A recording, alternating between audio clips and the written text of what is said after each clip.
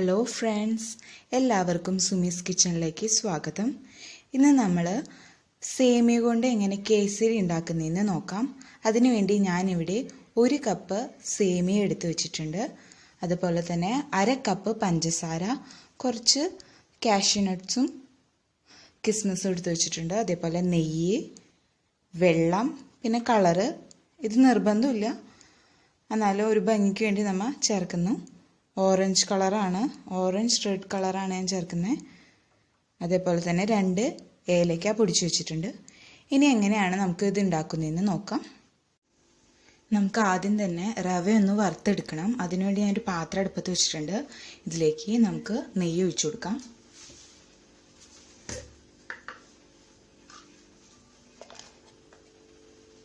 ഞാനൊരു 3 table spoon നെയ്യ് ഒഴിച്ചു കൊടുക്കുന്നുണ്ട്.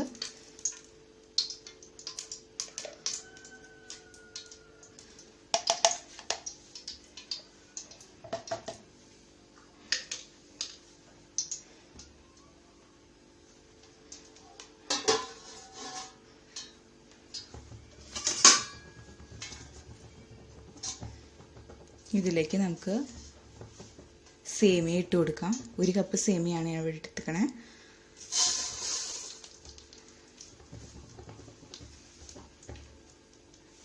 നമ്മൾ സേമിയ വറുക്കുമ്പോൾ എപ്പോഴും തീ കുറച്ചിട്ട് വറുക്കാൻ ശ്രദ്ധിക്കണം, അല്ലെങ്കിൽ അത് പെട്ടെന്ന് കരിഞ്ഞു പോകും.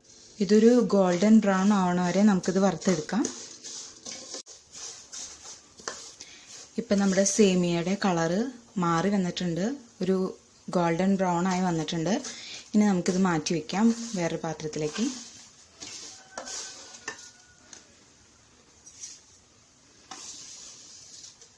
ഇപ്പം നമ്മൾ സേമിയ വറുത്തെടുത്തിട്ടുണ്ട്. ഇനി നമുക്ക് ഈ പാത്രത്തിൽ തന്നെ കാഷ്യൂനട്ട്സും കിസ്മിസും വറുത്തെടുക്കാം.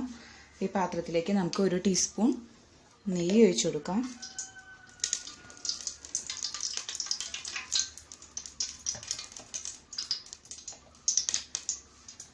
നമുക്ക് കാഷ്യൂനട്ട്സും കിസ്മിസ് ഇട്ട് കൊടുക്കാം. എന്നിട്ട് വറുത്തെടുക്കാം. ഇതിൽ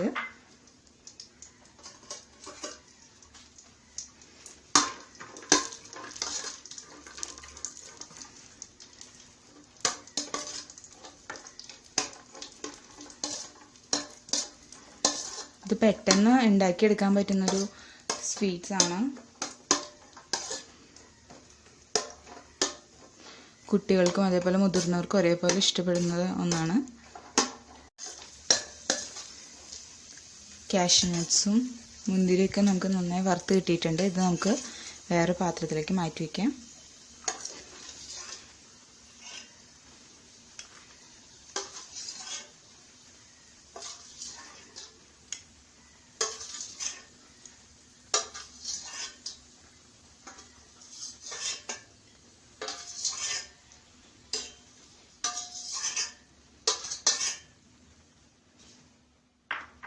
ഈ പാത്രത്തിലേക്ക് തന്നെ നമുക്ക് വെള്ളം ഒഴിച്ചു കൊടുക്കാം.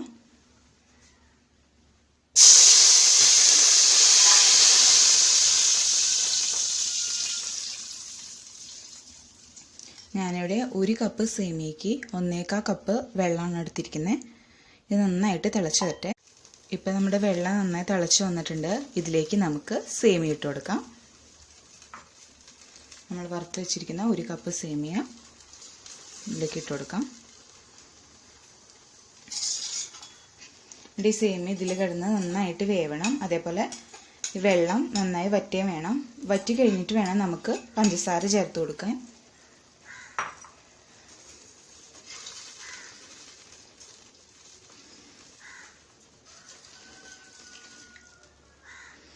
ഞാനിപ്പോൾ ഒരു മീഡിയം ഫ്ലെയിമിലാണ് ഇട്ടിരിക്കുന്നത്.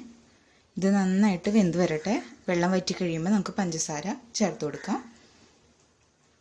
വെള്ളം വറ്റട്ടെ. ഇപ്പം സേമിയയിലെ വെള്ളമൊക്കെ വറ്റി വന്നിട്ടുണ്ട്. ഇനി നമുക്ക് ഇതിലേക്ക് പഞ്ചസാര ചേർത്ത് കൊടുക്കാം. നമ്മുടെ സേമിയ നന്നായിട്ട് വെന്ത് വന്നിട്ടുണ്ട്. ഞാനിവിടെ 1 കപ്പ് സേമിയയ്ക്ക് 1/2 കപ്പ് പഞ്ചസാരയാണ് എടുത്തിരിക്കുന്നത്. അതിലേക്ക് ചേർത്ത് കൊടുക്കാം. മധുരത്തിൻ്റെ അളവൊക്കെ നിങ്ങൾക്ക് മാറ്റം വരുത്താവുന്നതാണ്. ഇതൊരു മീഡിയം സൈസ് മീഡിയം മധുരമാണ് ഞാനിപ്പോൾ ചേർക്കുന്നത്. മധുരം കൂടുതൽ വേണ്ടവർക്ക് കൂടുതൽ ചേർത്ത് കൊടുക്കാം. അതേപോലെ തന്നെ ഇതിലേക്ക് ഞാനിപ്പോൾ ഒരു നുള്ള് കളർ ചേർത്ത് കൊടുക്കുന്നുണ്ട്. ഇത് നിർബന്ധമില്ല. നന്നായിട്ട് മിക്സ് ചെയ്ത് കൊടുക്കാം.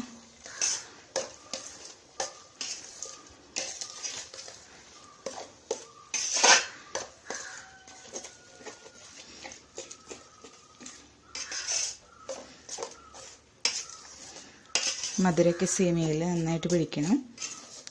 എന്നിട്ട് ഒരു 5 മിനിറ്റ് നമുക്ക് ഇതേപോലെ ഈ പഞ്ചസാരയുടെ അത് ഒന്ന് വറ്റി വരട്ടെ.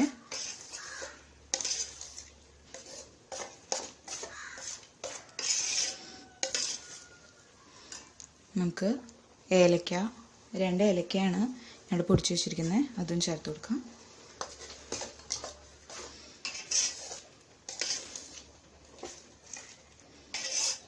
പെട്ടെന്ന് ഉണ്ടാക്കിയെടുക്കാൻ പറ്റുന്നൊരു റെസിപ്പിയാണിത്.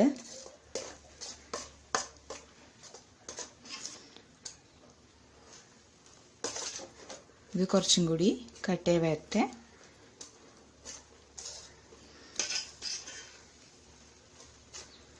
ഇത് വേണമെങ്കിൽ നിങ്ങൾക്ക് നന്നായിട്ട് കട്ടയാക്കി എടുത്തിട്ട് മുറിച്ചെടുക്കാൻ പറ്റുന്ന ഭാഗത്തിലൊരു പാത്രത്തിൽ നിരത്തിയിട്ട് മുറിച്ചെടുക്കാൻ പാകത്തിന് എടുക്കുകയും ചെയ്യാം. അതല്ലെങ്കിൽ നമുക്ക് കോരി കഴിക്കാവുന്ന രീതിയിലും എടുക്കാം.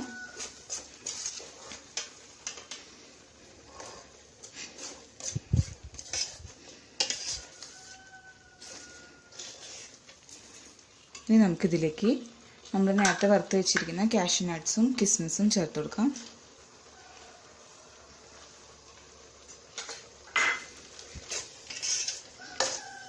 നമുക്ക് ഈ കേസരി ഉണ്ടാക്കുന്ന പോലെ തന്നെ റവ വെച്ചും ചെയ്യാം. റവ കേസരി അതും എളുപ്പമാണ്. ഗസ്റ്റൊക്കെ വരുമ്പോൾ വീട്ടിലേക്ക് ഗസ്റ്റൊക്കെ വരുമ്പോൾ നമുക്ക് പെട്ടെന്ന് ഉണ്ടാക്കി കൊടുക്കാൻ പറ്റുന്ന ഒരു എളുപ്പമുള്ള റെസിപ്പിയാണിത്. ഇതൊന്നും കൂടി കുറുതായി വരട്ടെ. അപ്പോൾ ഇത്രയേ ഉള്ളൂ, നമ്മുടെ റവ കേസരി റെഡിയായി. ഞാനിവിടെ ഗ്യാസ് ഓഫ് ചെയ്തു. അപ്പോൾ എല്ലാവരും ഇത് ട്രൈ ചെയ്ത് നോക്കണം. ഒരു ഈസി റെസിപ്പിയാണ്. അപ്പോൾ എല്ലാവർക്കും ഇത് ഇഷ്ടപ്പെട്ടെന്ന് വിചാരിക്കുന്നു. അപ്പോൾ എൻ്റെ വീഡിയോ ഇഷ്ടപ്പെട്ടെങ്കിൽ please like, share, comment and subscribe my channel. Thank you.